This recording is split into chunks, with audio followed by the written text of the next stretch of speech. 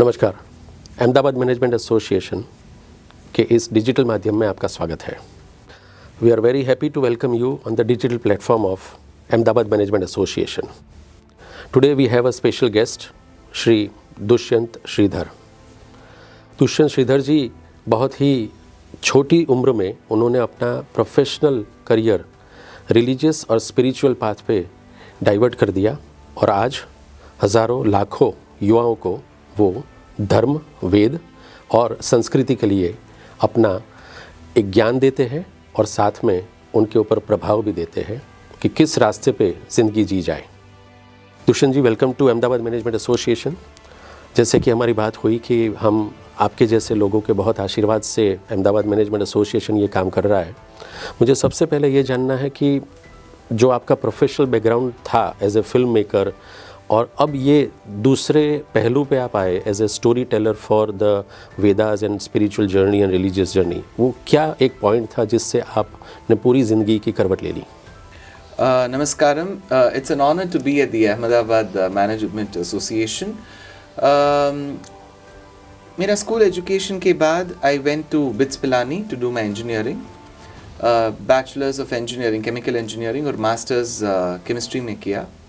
और उसके बाद मेरा fellowship Indian Institute of Science Bangalore में हुआ और 6 साल तक मैं कॉर्पोरेट करियर में था टाटा ग्रुप में।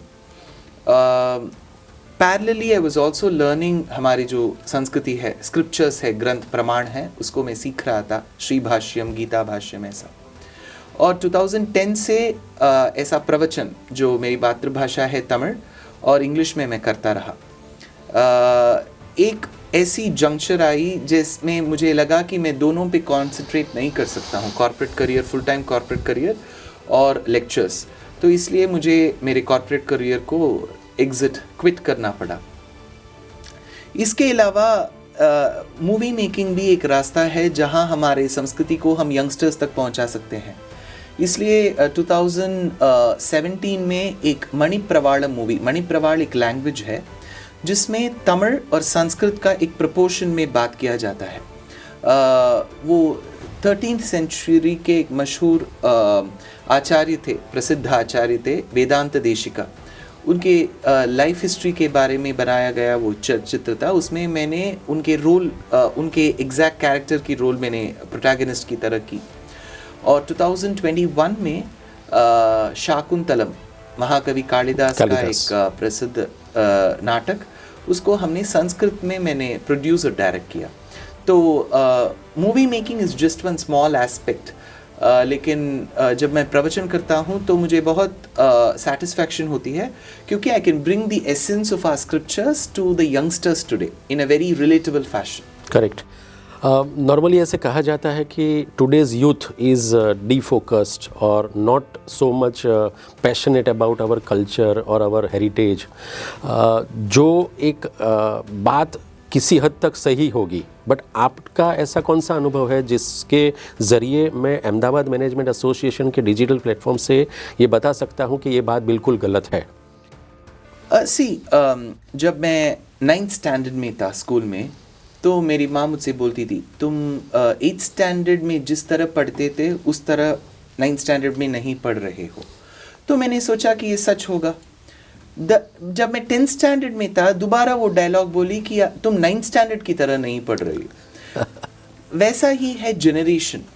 आजकल के लोगों को ऐसा लगेगा कि आजकल के बच्चों को बहुत Netflix, Amazon prime, Hotstar, IPL, big boss, इतना डाइवर्शंस है। और 1960s, 70s, 80s के ज़माने में वो डाइवर्शंस नहीं था। वो नहीं था तो सभी लोगों को एक व्यास महर्षि या वाल्मीकि बनना चाहिए था। सभी लोग नॉर्मल ही हैं। तो हर एक टाइम पीरियड में कुछ ना कुछ डाइवर्शंस होता है और उस डाइवर्शंस को जीतना ही हमारा एक सक्सेस रेट होता है। मेरा ये मानना है कि आजकल के युवा, both men and women, are very smart, very smart. Though I'm not that old, I can see वो generation gap बहुत कम होता जा रहा है। Yes. माने कि जो 2 साल मुझसे कम है, he is much more smarter, intelligent. तो उसका कुछ भी कारण हो सकता है, उसका मैं रिसर्च नहीं किया हूँ, लेकिन मैं ये बता सकता हूँ कि ये जो एक मिथ है कि आजकल के युवा फोकस नहीं है, वो गलत है। क्योंकि मैं एक साल में 200 to 250 लेक्चर्स देता हूँ और उसमें से ज़्यादातर 100 to 150 लेक्चर्स इंग्लिश में होता है। US, UK, Europe, some parts of Africa, Singapore, Malaysia, और फिर जापान, ऑस्ट्रेलिया, न्यूजीलैंड, सभी जगह मैं जाता हूँ।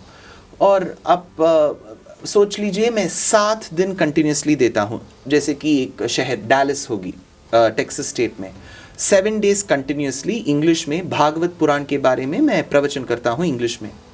वीकडे मंडे 1250 पीपल आते हैं और at least 500 will be less than the age of 40।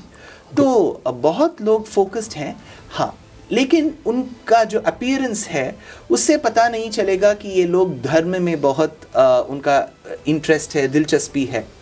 वे लोग जीन्स पैंट पहन के, टोन जीन्स पहन के, यू नो, विद अ गोटी and all of that, they will be very different, very modern, लेकिन उनका जो सोचने का तरीका है, मेरा ये मानना है कि वे लोग फोकस्ड हैं। तो आज के टाइम पे पेरेंटिंग भी बहुत इम्पॉर्टेंट है, और जैसे कि आपने बताया कि वो जीन्स पहन के भी अगर आपके प्रवचन में आते हैं, तो जैसे attire is not important but attitude is more important.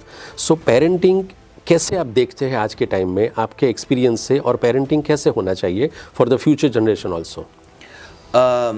आजकल के पेरेंट्स बहुत इनिशिएटिव्स लेते हैं और हर एक माँ या पिता का एक सपना होता है कि या बच्चा या बच्ची, both the son and daughter should be extremely successful. उसका कुछ भी कॉम्प्रोमाइज़ नहीं है, सभी लोग कर रहे हैं।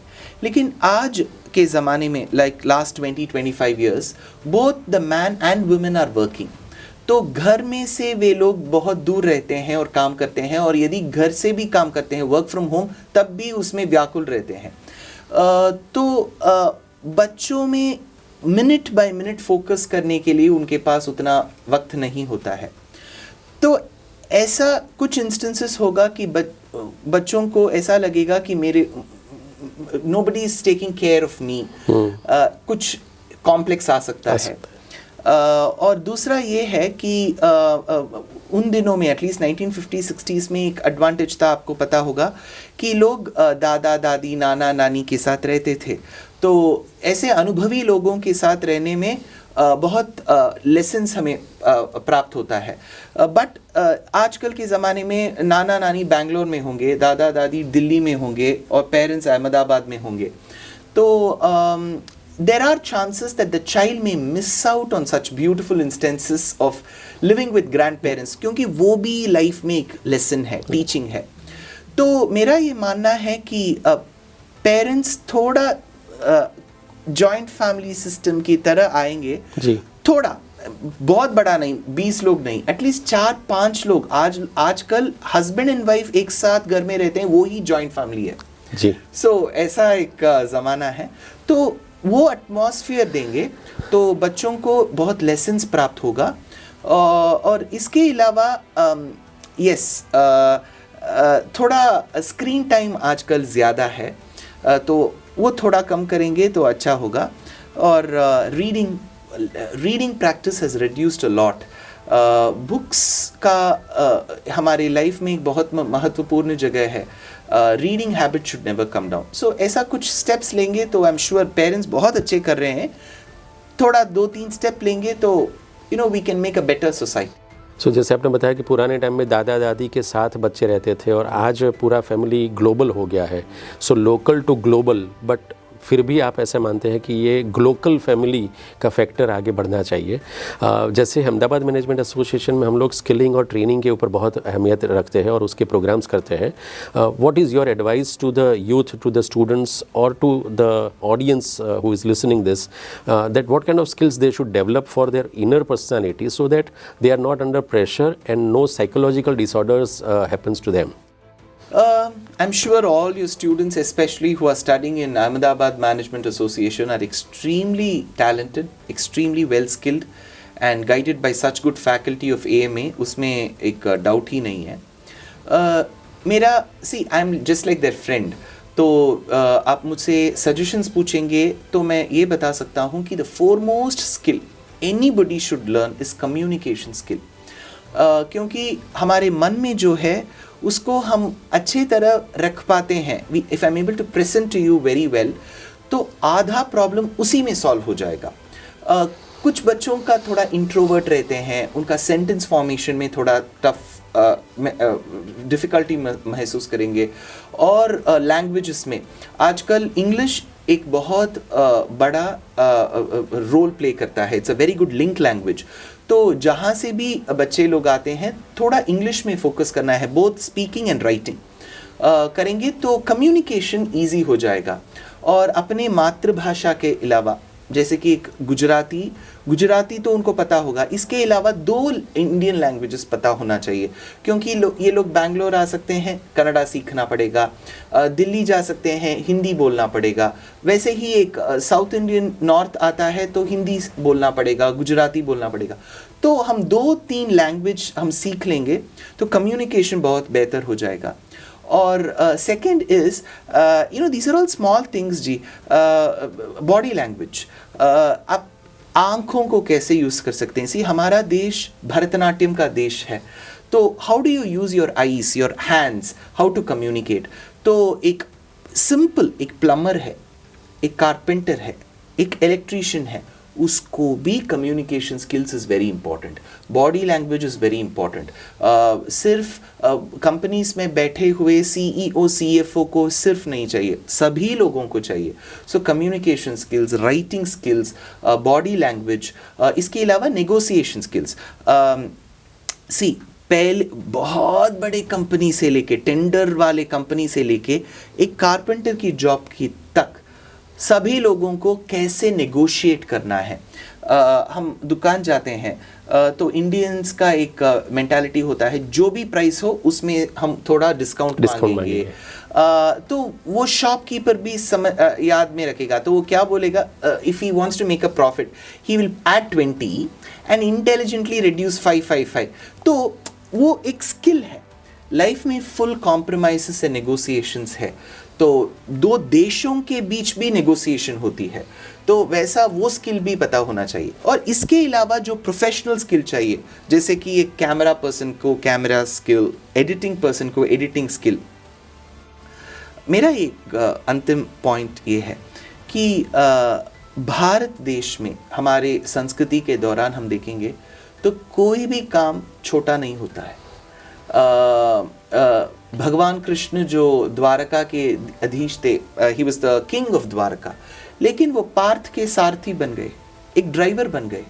और द्वारकाधीश जब पांडव के लिए महाभारत में एक दूत, मैसेंजर की तरह जाते हैं, तो वे एक मैसेंजर बन गए। आजकल हम बोलते हैं फेसबुक मैसेंजर, इंस्टा मैसेंजर, वे एक मैसेंजर बन गए। उनका ये राय नहीं था मैं किंग हूँ, I can not go as a driver, तो हम उनको पार्थ सारथी ही बोलते हैं और पांडव दूत ही बोलते हैं। तो काम में कोई बड़ा छोटा नहीं होता है। मैं कथा प्रवचन करता हूँ, इसका ये मतलब नहीं है कि मैं एक CEO से कम हूँ। सो आई डू माई जॉब। सो हर एक स्टूडेंट जो भी A में पढ़ता है और कहीं भी पढ़ता है, they should never feel what they are studying and reading is inferior। वो कॉम्प्लेक्स आ जाएगा ना, तो वो विभिन्न रूप में प्रकट होके उनको स्वास्थ्य के लिए भी हानिकारक होगा और समाज के लिए भी हानिकारक होगा। आखिरी क्वेश्चन, अहमदाबाद के लिए और इस डिजिटल प्लेटफॉर्म के लिए आपका संदेश, आपने जो वेद, उपनिषद, महाभारत ये सब पढ़ा है, what is your message to the society? The society comprises of very talented, extremely educated, very skilled, अनुभवी लोग। तो I am age-wise young, knowledge-wise just coming up. So I don't have any moral right to advise. First of all, I am very happy to be in a state of Gujarat. Bhagavat पुराण में एक श्लोक है, उत्पन्ना द्रविडेसाहम वृद्धिम कर्नाटके गता क्वचित क्वचिन महाराष्ट्रे गुर्जरे जीर्णताम गता।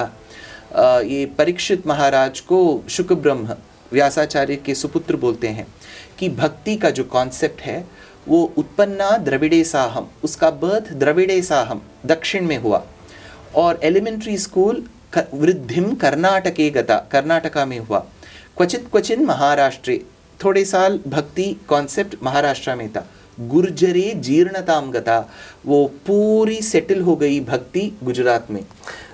तो ये इतना एक भागवत पुराण में बताया हुआ सुप्रसिद्ध प्रदेश है, और उसकी राजधानी गांधीनगर और अहमदाबाद जो कर्णवती बोलते हैं, it is given us a wonderful prime minister to the country, the state, and जब मैं पिलानी में पढ़ता था, जब हम हॉस्टल से बाहर आते थे, तो we used to wait for Gujarati food because we used to like the cuisine of Gujarat. बहुत वेजिटेरियन ज़्यादा ऑप्शंस है, और सभी स्वीट रहता है, तो it's a beautiful state, beautiful people. there is no particular advice, I would just say हमारे जो संस्कृति का स्क्रिप्चर्स है, रामायण हो या महाभारत हो, whether you're working, studying or whatever professional you are, थोड़ा समय निकालिए और थोड़ा पढ़ना शुरू कीजिए, क्योंकि it's not to make you religious alone. आपको बहुत आइडियाज़ आएगा, आपको पता चलेगा अच्छा ये मैं सोच रहा था कि 2024 में ही हो रहा है, वो तभी हुआ क्या? So you will start relating to the ancient times of Bharat देश, और हर एक भारतीय को अपनी संस्कृति के बारे में गर्व भी होना चाहिए, और उससे lessons भी draw करना चाहिए. This is life. Probably, you know, if people make time, they can learn. Good, thank you very much, thank you very much. जैसे कि दुष्यंत जी ने बताया that if you are a reader you can lead your life, so be a good reader so that you can become a good leader to lead your life socially, professionally and for the nation also.